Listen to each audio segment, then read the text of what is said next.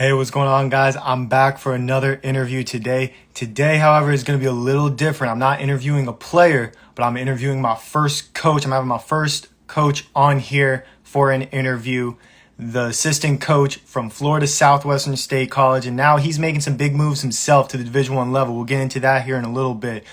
Coach Kente Hart. He spent the past 4 years at Florida Southwestern at one of the most dominant JUCOs in the country. He sent 23 guys to the Division I level in those 4 years, including some of the best the program has ever seen. You talk about Cario Oquendo, Terry Roberts, Keon Ellis. He's coached them all, and he's got some big news for us, and I can't wait to get him on here and ask him some questions. Hey, what's up, Coach? What up, man? Hey, good to have you on here, man. Thanks for doing this with me. Appreciate it. Man, I mentioned it before. You spent the past 4 years at FSW. I'm going to get right into it. You coach some of the best talent that they have ever seen. You talk about Cario, Terry, Keon, Charles Manning Jr., Maddox Daniels, some of the best of the best. What has that JUCO experience been like for yourself? I ask all these players that question, getting that, FSW way vibe. What was it like for you as a coach being there? Yeah, man. Being at FSW, being able to coach all those really talented players, I think it just prepares you for Division One. I was already at Division One, so it's kind of an easy transition to come to junior college and to work those guys out, be around them, coach them. But I had never really been around that many talented, high-level players at once. So, it's a great experience. I learned a lot. I enjoy myself. Yeah, I know you got a bunch of the guys on here right now. Jordan is, hyping you up already. Jay Mitch, free mark, baby. Tons of guys, man. I know they're so happy for you. And, you mentioned it before. You were at the Division I level previously. You were at UC Upstate, got to coach Corey Craig, who's now with the Tory, not Corey. Corey. I always mess that up. Yeah. A talented player in himself, and he learned a lot from you there when he was playing in the ASUN, multiple-time ASUN Player of the Year. Now he's been an NBA veteran for multiple years. What was it like, being at UC Upstate and coaching such a talented player in Torrey? Yeah. What up, Cam? Back to Tory. It was a great experience. I met Tory. I got to Upstate when Tory was a sophomore. And, I feel like we hit it off right off the bat. One thing about me is I love to train. I love to get in the gym. So that's one way that I've always been able to build a relationship with players. And, me and Tori was just in the gym all the time, like, working on the skill, ball handling, shooting, just concepts of the game. And me and him built a really, really good relationship. So his sophomore, junior, senior year, we've always stayed in touch, always worked out. And still to this day, we talk at least once a month. He's NBA lifestyle. They're always busy, and I don't ever try to bother him. But, it was a great experience being able to coach somebody like that. I always thought he had a chance to make it to the NBA. And the fact that he's there and staying and sticking and, he has a name for himself, I think it's really good on his part for sure. Yeah, you definitely helped develop one of the best role players in the NBA. He had a huge role on that championship team, got that ring. Now you went from Division I to FSW like we talked about, and you got to learn from Coach Eric Murphy, got to be a part of that staff for the past 4 years where you guys just dominated NCAA over the past 2 years. What was it like learning from Coach Murph, his style of play? Yeah, Murph's my dude. I've been knowing him for 12, 13 years. We started in the business together at Vincennes Junior College. One thing I learned about him was, so when I first met Coach Murphy, he was very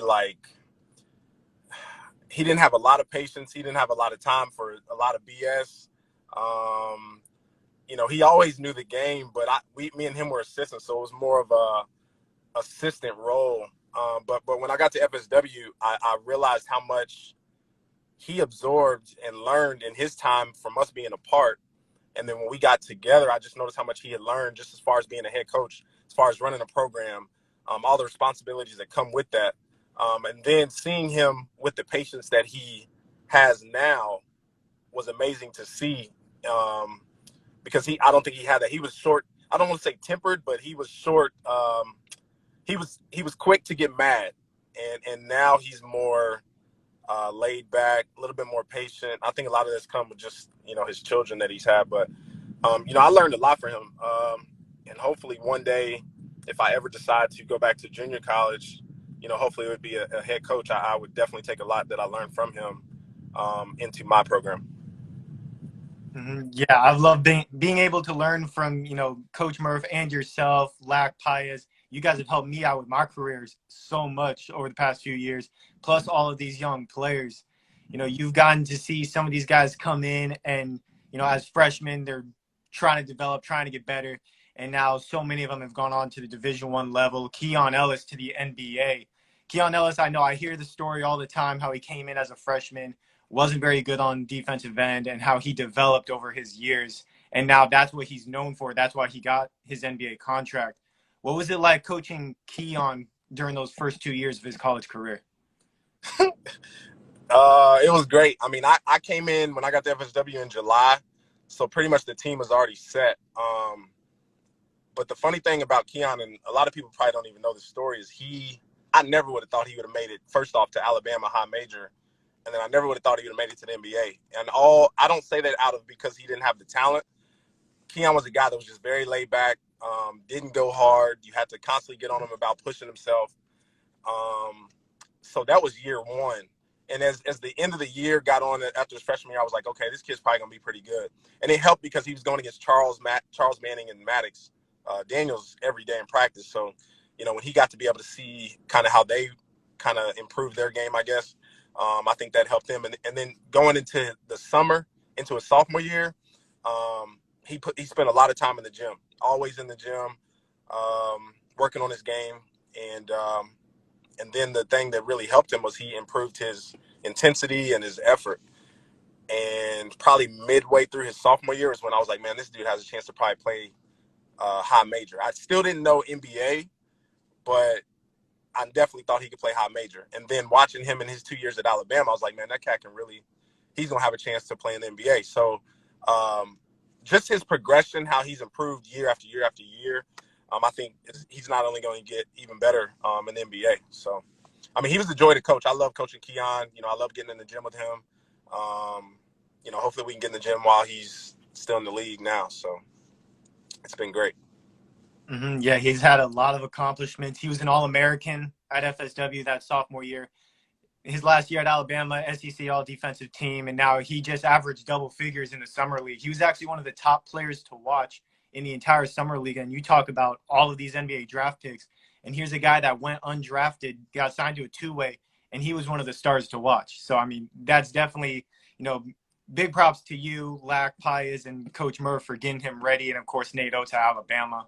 But you mentioned that he played against Charles and Maddox at practice. His sophomore year, he had Barrick, Jalen, Terry, Cario, all of them going at him at practice every single day. Yeah. You coached so many talented players over the past 4 years. I got to ask you, I told you I was going to ask you this question. Out of the players that you've coached, who would you put in that starting five? At FSW? Yeah. They're gonna see this video and get mad. I'm gonna go positionless probably. Mm-hmm. I gotta go with Keon, Charles Manning, Terry Roberts, Jermaine Marshall, just because he's a dog. Gotta have that. And then at the 5, I like scoring. I'm gonna go with my boy Sim. But hey, I mean, I left out a lot of people. Like I left out Cario, and I love Cario. Cario can hoop. There's too many guys, like you said. We got him rolling in year after year. I mean, I left out Barrick. 5's not enough to even say the amount of talent that we've had down there. So that was just off the top of my head. But there really isn't a top 5. It'd probably be about top 10 to 15. Because I love coaching all of them. They all did a great job, and I will definitely stay in touch with them. Most of them are playing still now at their respective 4 years, and a couple of them are going on overseas or NBA. So I mean, you see Charles just signed the NBA or overseas contract. So it was a pleasure to coach all those dudes, man. Like, a lot of people don't understand. It's rare that a junior college like FSW can coach that many Division I guys. Like, it's crazy. So Yeah, you guys basically had every year sending, 5 or more to the Division I level, and out of the 5 that you mentioned, you said it yourself. You left out Carter, you left out Barrick, you left out Brian Salabange, who just God dang, I forgot about it. Yeah, see, that's what I'm saying. And he just played this past year. Like, we just had so many, man. exactly. I mean, Jaden Campbell, who averaged double figures at Sanford this past year with Jermaine, and I Jake mean, Finch, PG. I mean, I could have went with him. absolutely. Matt, all of them. You got so many talented players, and you actually not only do you coach those guys while you're at FSW, you help kind of sort of coach and improve a lot of the local players, JV McCollum, Caleb Jones. You had Emmett Williams, who just got done playing in the G League. He, came in, worked out with you a couple of times. Talk to me about like that little business that you kind of have going on where you're helping get these guys better. What does that mean to you to help see these guys improve? Yeah, man. The number one thing for me is training is my most favorite thing to do. Not only do you get to do stuff on the court, but just the relationship that it builds. And I love seeing guys improve, and I love seeing them reach their goals and their dreams. So, yeah, I mean, not only with the FSW kids, but I trained a lot of the local high school kids. Like you said, Javion, Caleb, Addie on the girls' side, Alan Cedeno. I mean, there's a ton of kids. Emmett hit me up to work him out, being from there. So, I just love being able to help people. And I think a lot of those kids around there knew that that's what I wanted to do. They felt that I could help their game. I'm glad that they trust me to help their game. I don't know it all, but I feel like I know enough to help a kid at least play collegiately and professionally, and I'm always studying the game myself. So, I don't think I know everything. But I enjoy doing it, man. Since I've been here already at Wofford, I've been in the gym. I just came from the gym. So, it's just my love, my passion. I hope I can do it till I can't walk anymore, like 60, 70, 80 years old. Like, I'll be sitting in the chair doing it. But helping kids improve is something that I will always love to do. Yeah, you helped a lot of kids improve, and you're going to be helping a lot of those players. You mentioned it already. Wofford, you're going back to the Division I level. Going to be in the SoCon. You're actually going to be going against Jermaine Marshall and Jane Campbell at Sanford. You're going to be able to see them, playing against them. I'm sure you already got a scouting report on them, I'm sure. Yeah, I know their game. How excited are you to be able to go back to the Division I level, and what was it about Wofford? How did that process go, becoming a coach there? Yeah, I'm very excited. It's bittersweet because leaving FSW was very hard. But I thought, or I knew that for my career, it's something I had to do. But I'm looking forward to the task at hand. Wofford's a very good program, very well-known program. They've always had really good players. They make it to the tournament a lot of years, and they have great tradition. So I could not pass up this opportunity. I'm thankful that the head coach, Coach McCauley, has given me a chance to be a part of his staff and his program. So, I'm going to do the best I can. I'm going to get in the gym with these players too. Hopefully I can help improve them.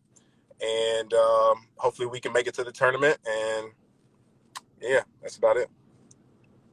All right. I'm definitely looking forward to seeing Wofford play. I'm definitely looking forward to see how you get these guys better and seeing you on their bench as a coach. I appreciate you so much for doing this with me, Coach. Thank you so much for everything that you've done to help me throughout my career. And I'm definitely keeping in touch with you. I appreciate it, man. I'll be back down there tomorrow through Thursday, so I'll definitely hit you up. All right, definitely. I definitely got to see you while you're here, man. Thank you. All right, man. I'll talk to you later.